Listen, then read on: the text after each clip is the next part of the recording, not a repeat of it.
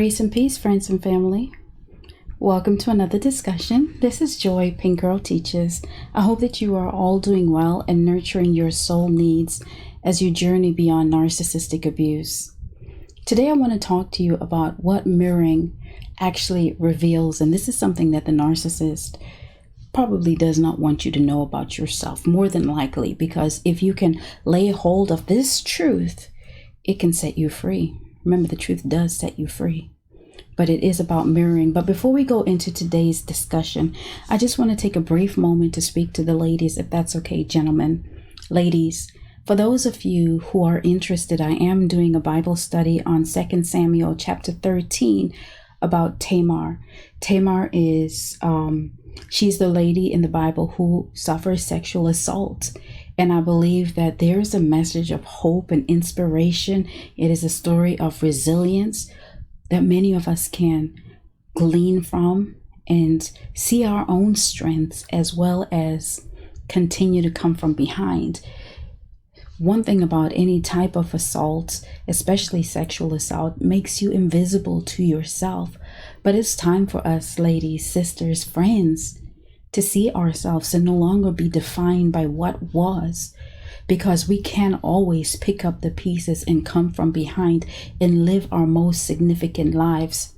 If you have not already signed up and would like to, the information is all on the community tab. It's Tamar's Truth, and it's going to be tomorrow, the 8th of October at 7 p.m. Central Standard Time. So I'm looking forward to joining those of you who have already signed up and really just diving into God's word and his truth about this. God does not want for any one of his children to be assaulted or abused, and that's it. But let's talk about today's subject, right? Mirroring. What the narcissist unwillingly reveals. Yes, the truth shall set you free. But let's start with just talking about, why do they even mirror in the first place? If truth be told, if you really had the opportunity to see the narcissist in their true state, not a single one of us would want anything to do with them, because what do they have to offer? Absolutely nothing. At their very core, who are they? Confused beings. They don't even know. That's why even psychologists or the mental health professionals call them empty shells. There's nothing there. It's almost like somebody hit Control-Alt-Delete. Now, when I say somebody, technically we all know the father of all lies came to steal, kill, and destroy, and took away any hope that they had. And so he's the one who did the Control, Alt, and Delete on them. And they came into agreement with every lie that he told them. You know, he came and told them lies about what he could provide. And they've bought that deception since the beginning of the time. After all, he did dupe 1/3 of the angels. But here's the thing. They never have a chance. They never had a chance to develop a sense of self-worth. That's why they're an empty shell. That's why they have to mirror. There's nothing there. Remember, they said, the medical health professionals, that they are an empty shell. They lack a sense of self-worth simply because they don't develop one for themselves. They have no self-concept. They have no identity. They lack any self-identity. Those are such core things to make up an individual. You know, you may not like who you are. You may have a poor sense of self-worth. You may have low self-esteem, but it's there. There's something to work with. You can build from a little, but how do you build from nothing?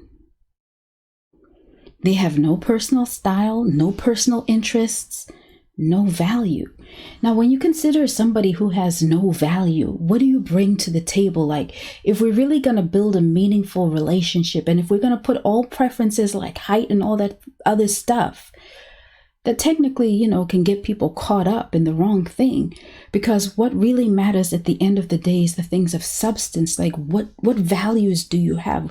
What does your personal constitution look like when we really need somebody to build something sustainable with? Like when we're looking at the meat and bones of a relationship, like when cancer comes knocking on the door, can you pray with me? Like when the kids are acting up, can you pray with me? When this is going wrong, can I count on you to fast with me? Can I count on you to do life with me? What values do you have? And I'm not just saying that everything is prayer and fasting, but like, what values do you have? How do you look at money? How do you respect your body? How do you respect your mind? How do you respect family? Like, what is your leadership skills like?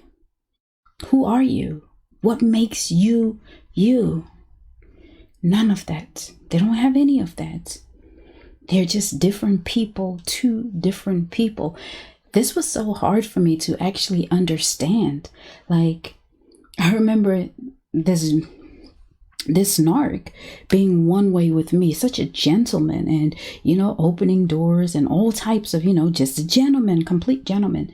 And then when I've heard about him through somebody else, I was like, that can't be the same person. There is no way you are playing. No.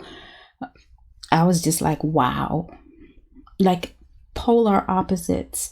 But that's the truth about who they are. They are different people to different people. They are different in different setups because they have no personal identity. And so that's why the mirroring is so essential, because they see something about you. Now, the thing about us is we don't always get to see who we are. Now we self-reflect pretty often. Sometimes we look at ourselves through the lens of our own traumas, and we allow that to dictate who we are. Hence, low self-esteem, low self-confidence. Sometimes, we are critical, overly critical of ourselves. Other times, we listen to too many voices, and so we don't get to see the whole ourselves in totality. And here's another part about ourselves is that we just, look at ourselves through a particular lens because we don't have the capacity to see the total picture. What am I saying? You ever seen a beautiful butterfly and just look at it and think, oh my God, this is so beautiful, but we're able to behold its beauty because we're looking at it from a different vantage point. But that butterfly doesn't get to see itself. It doesn't get to see its beautiful wings. It doesn't get to see how God made it so intricately stunning. We just don't get to, it doesn't get to see that. And that's how you are. You don't get to see all the many facets of you, but us who get to see you from another dimension get to behold the beauty of who you are. And it's kind of how that was with the narcissist.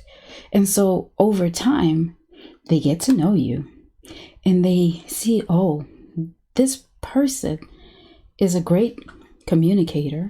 They look at all your strengths and they look at all the, they tap into your values and your sense of style and your interests and the things that make you, your identity, the things that you are anchored in, your faith, your personal constitution, the way you view money, the way you view life, the way you view relationships, the way you esteem yourself. They mirror all of those things. And because those are so, it's part of you, but it's in your subconscious. You don't think about it. And you sometimes it's dormant to you. You don't recognize it. But they highlight that. And because it's a part of you, they awaken that thing in you. And now you feel like, oh, wow, this is my soulmate. Heaven has touched earth and it is well with my soul. And you think this is just it. And so when the devaluing comes and you're like, but hold up, this was just perfect, What went wrong? Why aren't I good enough? Yeah, they had to mirror you because they needed to win you over, because they lack anything of substance. They lack anything that would drive or that would anchor you or that would hook you, should I say, because they need to hook you because on their own, they can't. They're empty. They're shallow. They have no substance. And all that mirroring did was create fake intimacy. You cannot create any genuine connection with the narcissist because they are empty. And so they mirror you. And you've created intimacy with yourself. They hold up a mirror and they shine the light on you, or they shine a light on you. It's like you being on a spotlight on a stage, and all that's there is you. And every part of you that you can't see is there. So if you don't even know that, you know what, I'm a selfless person, I'm kind, I'm caring, I'm compassionate, I'm loving, all these beautiful qualities of yourself that, yes, for some you know these things, and others you may not even be aware of. But when you really think about, what was it that I liked with this person? You enjoyed spending time with them. Well, what was it about the time that you spent with this person? The way they made you feel? How they made you feel special? How? The way they talked to you? Well, what were they saying to you? Maybe you should talk to yourself like that. Maybe you should journal to yourself in that manner, because all they did was give you a piece of yourself.